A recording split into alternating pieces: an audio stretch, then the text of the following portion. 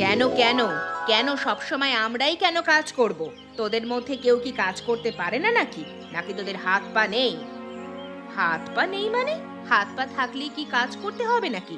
তুমি একা কোথায় কাজ করো শুনি? আমরাও তো কাজ করি। তাছাড়া আমিই বেশি কাজ করি। লক্ষ্মী আর পূজা তো কোনো কাজই করে না। আবার আমাদের কথা বলছিস? বললাম তো, আমরা এই পরিবারের কোনো কাজ করতে পারবো না। তবুও বারবার আমাদেরকে নিয়ে কেন টানাটানি হচ্ছে? তোরা কাজ করতে পারবি না কেন? সব কাজ আমরাই বা কেন করব? তোরা বসে বসে খাবি নাকি, হ্যাঁ? তোদেরকে সেই জন্য এই বাড়ির বউ করে আনা হয়েছে? আমরাই বা কাজ করব কেন? আমাদের স্বামীরা পরিবারে বেশি টাকা দেয়। তাহলে আমরা কেন দাসীর মতো খাটবো? তাহলে আমরা কাজ করব কেন? আমাদের স্বামীরা কি টাকা দেয় না? অবশ্যই দেয়। সেই হিসেব করতে গেলে বড় বৌদির কোনো আয়ের উৎস নেই। তাই বাড়ির সমস্ত কাজকর্ম বড় বৌদিরই করা উচিত, আমাদের কারোরই করা উচিত নয়। তাহলে তাদেরকেই টানো, আমাদেরকে টানার দরকার নেই। আমাদের টানলেও আমরা কাজ করতে আসবো না। ওরে তোরা থাম, তোদের কাউকে কাজ করতে হবে না। আমি একাই বাড়ির সমস্ত কাজ করতে পারবো। যদি পারিস তাহলে মাঝে মধ্যে আমাকে একটু সাহায্য করিস, তাহলেই হবে। সকাল সকাল তোমাদের এত চিৎকার চেঁচামেচি কেন?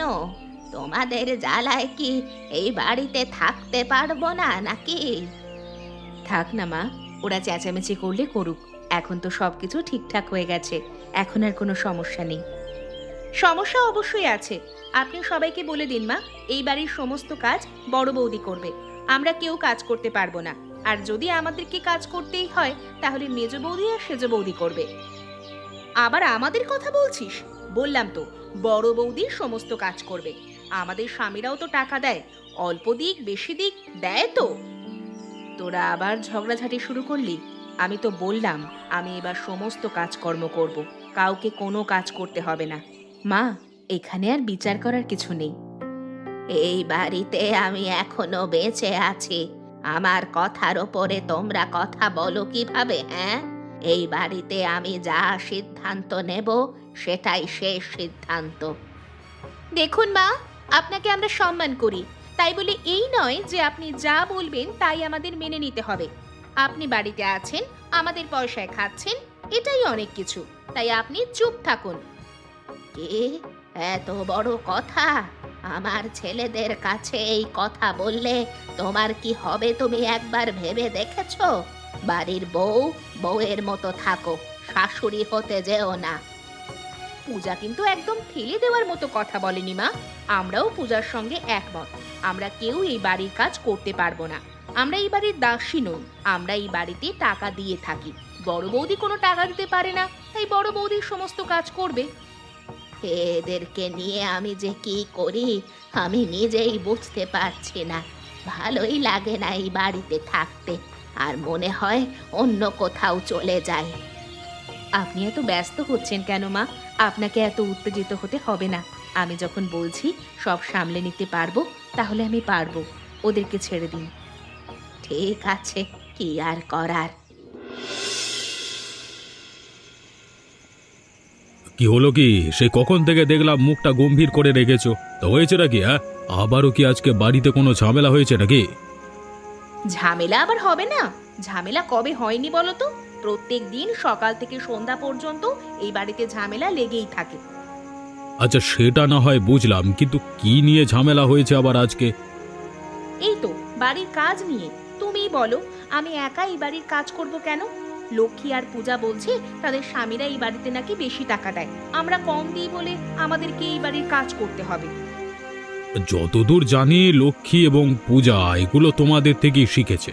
সবসময় বড় বৌদিকে ছোট করবার চেষ্টা করো তোমরা, তাহলে তো লক্ষ্মী পূজা তোমাদেরকেও ছোট করবে, তাই না? এখন সমস্ত দোষ আমার হয়ে গেল, তাই তো? তুমিও আমার বিচার করবে, তোমার মাও আমার বিচার করবে। এটা কিভাবে সম্ভব? আরে রেগে যাচ্ছ কেন? আমি তো সেভাবে বলিনি। আরে আমি বললাম এ বাড়িতে যা আগে থেকে হয়ে আসছে সেটাই এখন হচ্ছে। তা শেষমেশ কি সিদ্ধান্ত নেওয়া হলো?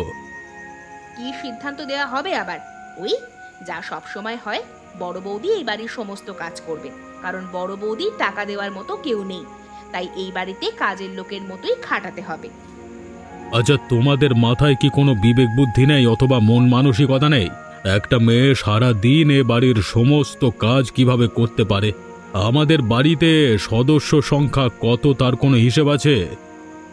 দেখো, ওসব জেনে আমাদের দরকার নেই। যদি আমি কিছু বলতে চাই তাহলে আমাকেও এই বাড়ির কাজ করতে হবে, সেসব আমি পারবো না। আমাকে অযথা অনুরোধ করে কোনো লাভ নেই। বড় বৌদি, ও বড় বৌদি, তোমার এখনো সকালে নাস্তা বানানো হয়নি তাই না? সকালে নাস্তা খাবো কখন তাহলে? রাতে? এই তো হয়ে গেছে প্রায়। তোরা বস, আমি এখনই খাবার দিয়ে দিচ্ছি। কি আর বলবো বৌদি, বড় বৌদি আরামায়েশে থাকতে থাকতে কাজ করা প্রায় ভুলেই গেছে, দেখতে পাচ্ছ না? এই কারণেই তো খাবার বানাতে এতটা দেরি হয়ে গেল। আরামায়েশ? আমি আবার কবে আরামায়েশ করি? সারা বছর ধরে আমি তো এই বাড়ির সমস্ত কাজবাজ করে আসছি। দেখলে দেখলে কথা মাটিতে পড়ার সুযোগ দেয় না। বলি, তুমি কাজ করবে না তো আমরা কাজ করব? তোমার যে কাজের স্ত্রী, সকালেরটা দুপুরে যাও, দুপুরেরটা রাতে, রাতেরটা তো খাওয়াই হয় না। তোরাও তো আমার হাতে হাতে একটু কাজ করে দিতে পারিস, তাহলে সকালের খাবারটা তাড়াতাড়ি হয়ে যায়। আবার আমাদের কাজ করার কথা বলছো? বলি, সকালে কি এমন কাজ থাকে? তা তো একা হাতেই সমস্ত কিছু করা যায়। যদি সবার খাবার এক হতো তাহলে না হয় একা হাতে সমস্ত কিছু সামলানো যেত, কিন্তু তোরা এক একজন এক এক পদের খাবার খাস, আমাকে তো সবকিছুই তৈরি করতে হয়, তাই না? ও বাবা, তুমি আবার কি বলছো?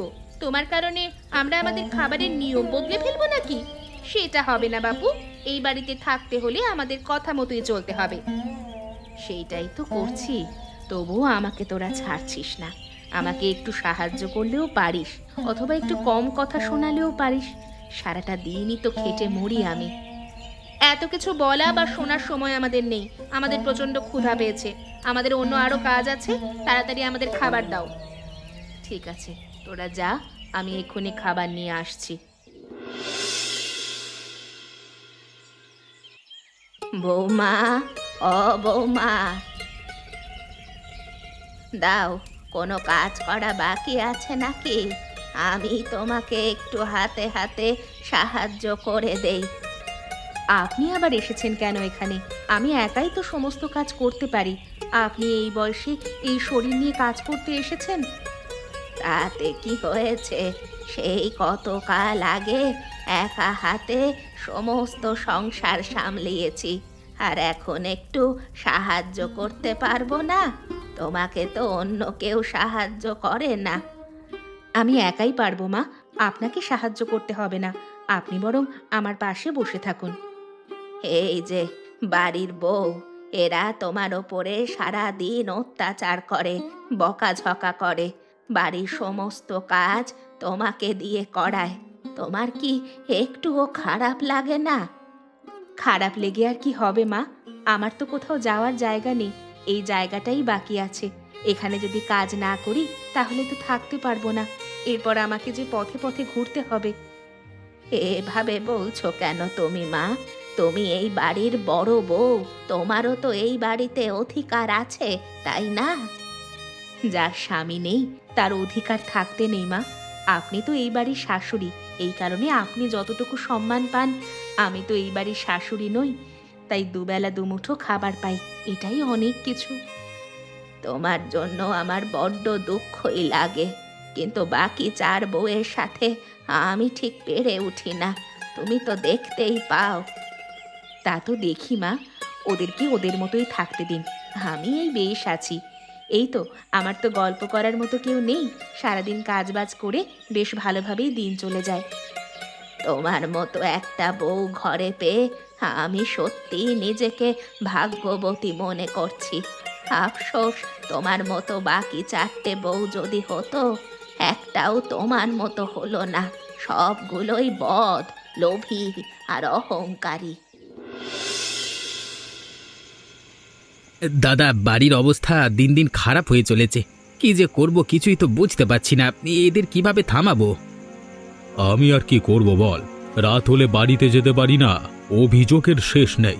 কেউ এটা করবে, কেউ এটা করলো, ভালো লাগে না। 5 বইয়ের জন্য আমাদের বাড়ির নাম খারাপ হচ্ছে, আশেপাশের লোকজন কি বলে বলো তো? যেখানে দুই বউ মিলেমিশে থাকতে পারে না সেখানে পাঁচ বউ মিলেমিশে থাকবে কিভাবে? আরে এটাও তো ভাবনার বিষয়। আমি বলি কি দাদা, আমাদেরকে কিছু একটা করতে হবে। ওই বড্ড অহংকার নিজেদের টাকা পয়সা নিয়ে। আমরা বাড়িতে গিয়ে বলবো আমাদের কাজ চলে গেছে। সেটা না হয় আমরা আমাদের বউকে বললাম, কিন্তু বাকি দুই বউ ওদের কি করব? শহরে চিঠি পাঠিয়ে দেব, বাড়ির অবস্থা ভালো নয়, বাড়িতে যেন টাকা পয়সা না পাঠায়। তাহলেই পাঁচ বউ একসাথে মিলেমিশে কিছু করবার চেষ্টা করবে, সবার অহংকার ঢিসুম করে ভেঙে যাবে। তোর বুদ্ধিটা খারাপ নয়, এই বুদ্ধিটা কাজে লাগাতে হবে। এই বুদ্ধি যদি আমরা কাজে লাগাতে পারি তাহলে বাড়িতে শান্তি ফিরে আসবে, না হলে নয়। তবে আমাদের বাড়ির বইদের যে অবস্থা, তাতে তারা আসলেই এটা বিশ্বাস করে কিনা অথবা ঠিক হয় কিনা আমার তো সেটা নিয়ে সন্দেহ হচ্ছে।